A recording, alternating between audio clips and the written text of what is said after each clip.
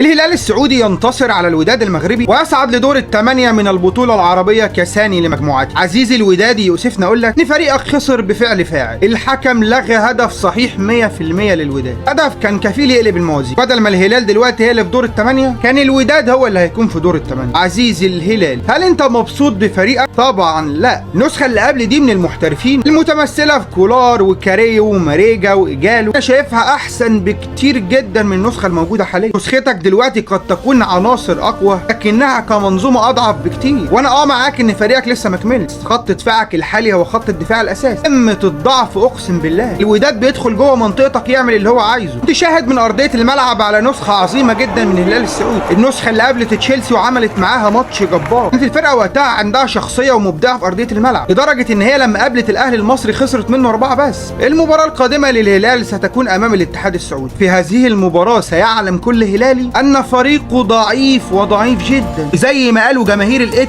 يمشي كده.